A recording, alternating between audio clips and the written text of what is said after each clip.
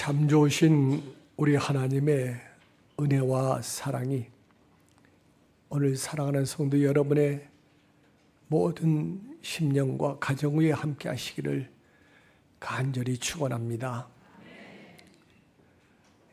1년 전에 서울 아산병원에 한 달 동안 입원했었는데 수술이 끝나고 정신이 오락가락 하는데 이상한 광경을 눈앞에 비쳐 보였습니다.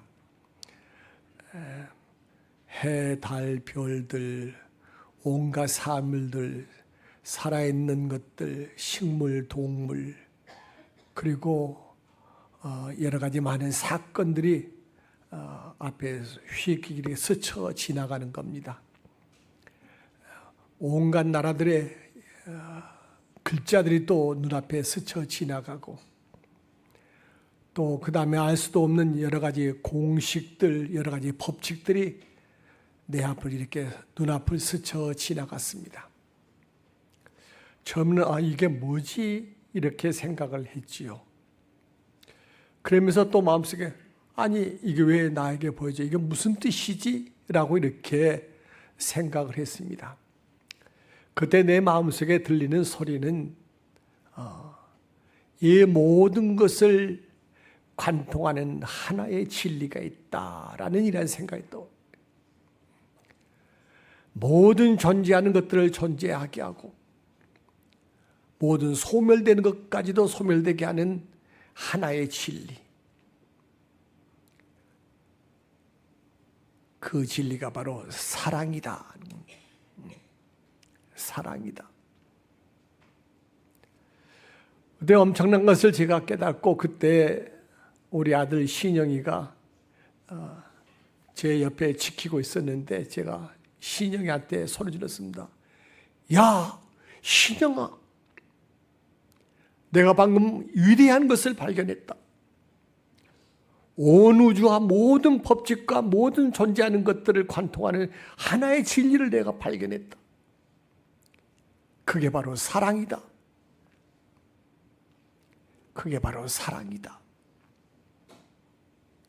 얼마나 가슴이 벅차고 뛰어뛰는지 모릅니다. 그런데 며칠 후에 신영아, 내가 전에 내가 뭐라고 너한테 얘기했지? 그랬더니 무슨 말이요? 아무 말도 안 하셨는데요.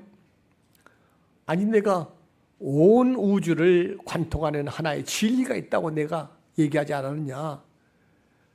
그 모든 진리에 통하는 하나, 그게 바로 사랑이라고 내가 너한테 얘기했는데 아니에요, 아버님 아무 말씀도 안 하셨어요. 아무 말씀도 안 했대요. 나 혼자 그저 외치고 떠든 거 있으셨습니다. 사랑. 여러분, 하나님이 누구십니까? 하나님을 뭐라고 정의합니까? 오늘 요한 사도는 말하기를 하나님은 사랑이시다 이렇게 얘기합니다. 하나님은 사랑이시다. 더할 것도 없고 뺄 것도 없는 단호하고 분명한 얘기. 하나님은 사랑이십니다. 하나님을 믿는다는 것은 바로 무엇입니까? 하나님의 사랑이 내 안에 거한다는 것입니다. 우리가 서로 사랑한다는 것은 무엇입니까? 서로 상대에게서 하나님을 본다는 것입니다. 우리 은광교회 성도들이 서로 사랑하는 마음으로 서로를 본다면 서로의 모습에서 우리는 하나님을 발견하게 되는 것입니다. 교회가 무엇입니까? 교회는 사랑입니다. 교회를 여러 가지 말로 정의하지만은 사랑입니다. 교회의 근본은 사랑입니다. 사랑이 바로 교회를 교회되게 하는 것입니다.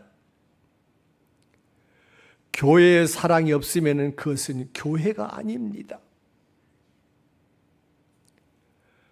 우리가 기도합니다마는 우리의 기도에 우리가 하나님에 대한 사랑과 그리고 기도하는 그 대상에 대한 사랑이 없이 기도한다면은 그 기도는 사랑의 하나님께 도달되지 않을 것입니다. 우리가 아무리 봉사하고 잘 섬긴다 하더라도 그 속에 하나님의 사랑이 없으면은 그 봉사는, 그 섬김은 결코 사랑의 하나님께서는 기억하시지 않습니다. 우리 성도가 서로 교제할 때 사랑으로 교제하지 않냐고 우리 교회 안에 어떠한 서로 갈등이 있다면은 그것은 하나님의 사랑에서 떠나 있는 것입니다. 교회가 이 세상에 보여줄 때 하나님의 사랑을 보여주지 않는다면은 그것은 이미 교회로서의 존재 가치가 없는 것입니다. 우리가 또 찬양합니다. 우리의 찬양 속에 정말 하나님의 사랑이 넘쳐 흘러서 우리 속에서 터져나오는 이러한 찬양이 될 때 그 찬양이 바로 하나님께 상달되는 것입니다.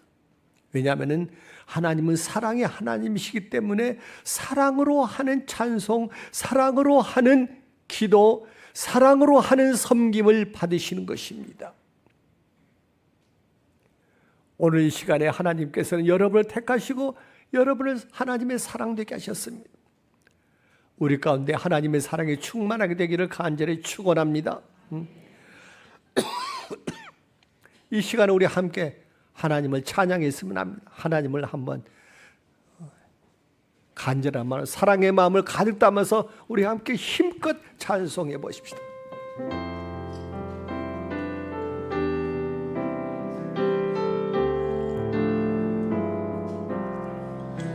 크신 하나님의 사랑 말로 다 영용 못하네.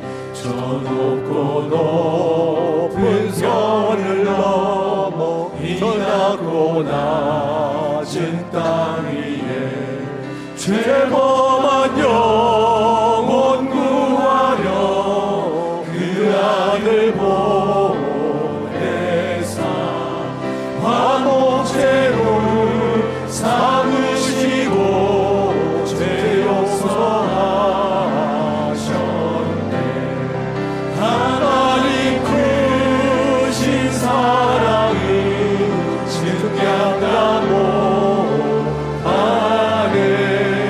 영원히 변치 않는 사랑 성도여 찬양하세.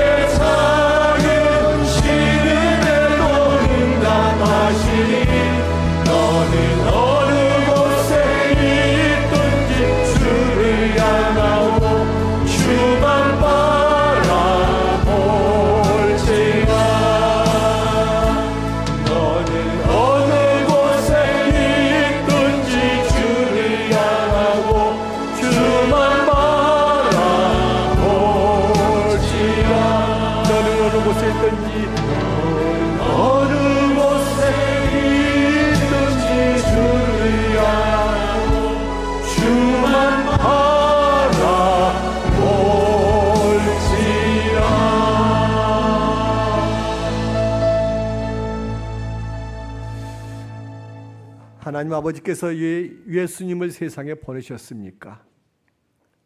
네가 내려가서 내 사랑을 세상에 보여라. 예수님의 말씀과 예수님의 행동 하나하나는 아버지의 사랑을 그대로 나타낸 것입니다. 요한 장로는 요한 1서에서 말씀을 보고 듣고 만졌다고 했습니다.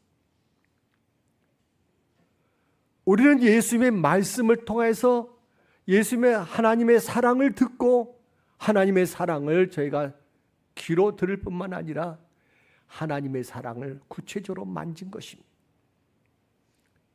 행동을 해야 만질 수가 있습니다. 동작이 있어야 만질 수가 있습니다. 그래서 바로 예수님의 모든 행하심이 그대로 하나님의 사랑을 온전하게 드러내는 것입니다.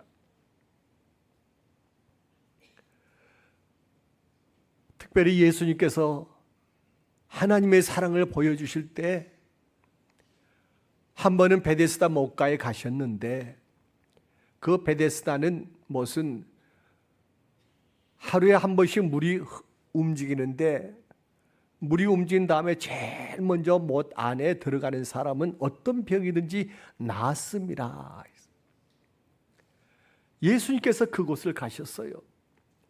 베데스다 목가에 많은 사람들이 모여들었는데 맨 목가의 제일 좋은 자리는 누가 앉았습니까?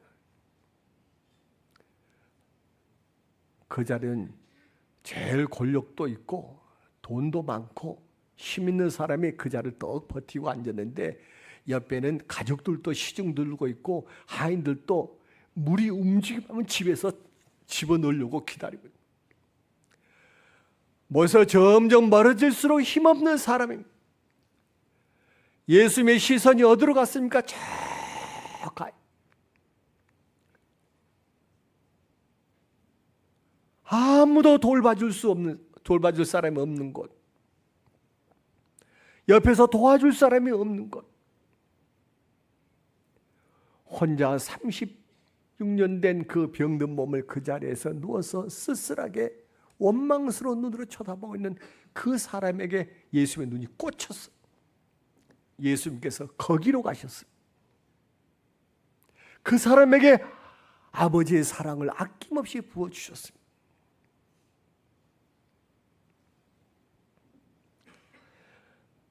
제가 병원에서 태어나고 집에서 요양하고 있는데 어느 날 자다 깨어보니까 우리 아내가 집에서 마루에서 기도하고 있더라고요.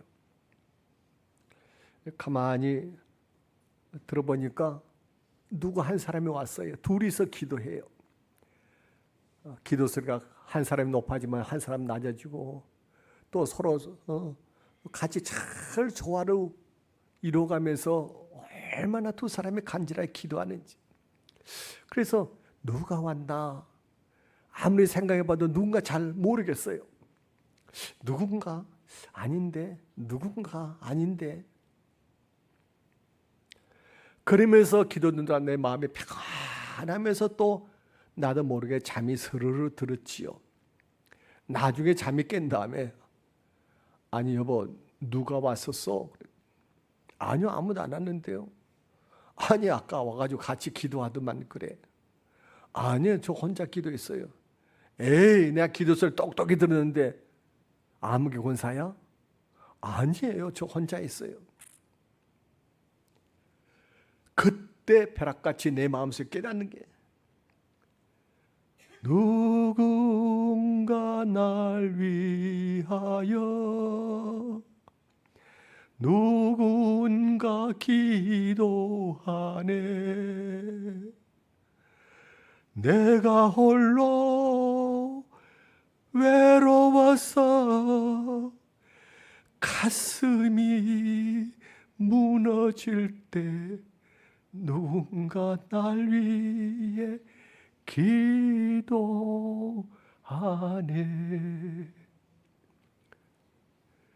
누군가 날 위해서 기도한단 말입니다. 내가 힘들고 어려웠을 때 열흘 동안이나 물 한 모금 입에 대지 못하고 생과사를 왔다 갔다 할 때 그때 누군가 날 위해서 기도하고 있었다는 말입니다.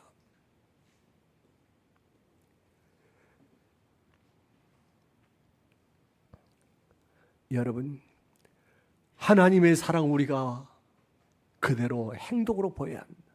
어떻게 보여야 합니까? 많은 방법이 있겠지만은 한 영혼을 위해서 기도하는 것입니다. 이 땅에 소외된 사람, 이 땅에 버림받은 사람, 외로운 사람, 가난한 사람, 억눌린 사람, 전쟁에 의해서 고통당하는 사람, 그를 위해서 기도하는 것입니다. 얼마 전에 엠네 케르테스라고 하는 사람이 쓴 운명이라는 책을 읽었습니다. 요새 눈도 어두워서 5분만 보면 눈이 침침해서 보다 쉬었다가 돋보기 갖다도 보고 그렇게 해서 힘들게 봤습니다. 14살 난 소년이 도일군에 붙잡혀가지고 유대인이라고 놓고 끌려서 아우슈비츠 수용소, 그의 수용소 3곳을 전전하면서 다시 이제 나중에 전쟁 끝나서 풀려났습니다. 그 이야기입니다. 그런데 읽으면서 아니 이게 뭐지? 그래서 속에서 슬금슬금 어떠한 화가 나는 거예요. 아니 도대체 이게 뭐야? 여러분 수용소 얘기를 하면 수용소의 잔인한 것, 지옥 같은 현실, 굶주림, 추위, 그리고 노동, 그리고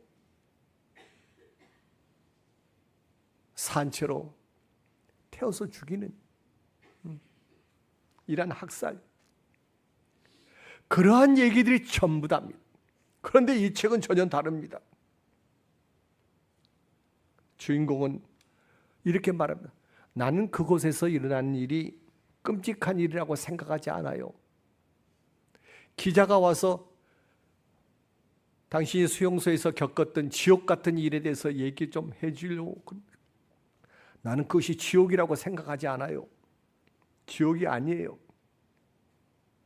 어떤 보면 나는 그것에 더욱더 순수하고 단순한 이런 삶을 살았다고도 할 수 있어요.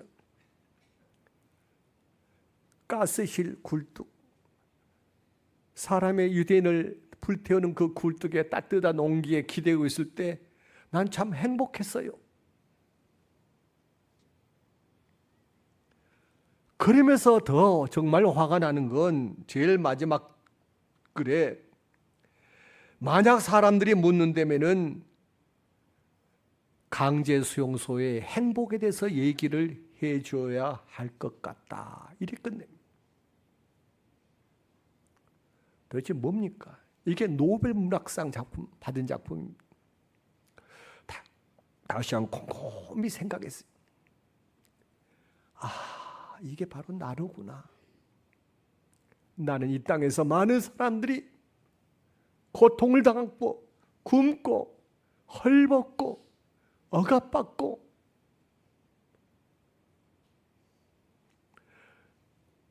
여러분 이 소년이 자기만 이 적은 행복을 누리고 있을 때 자기 동족 500만 명이 죽임을 당했고 그리고 전쟁을 해서 5,500만 명이 죽었습니다.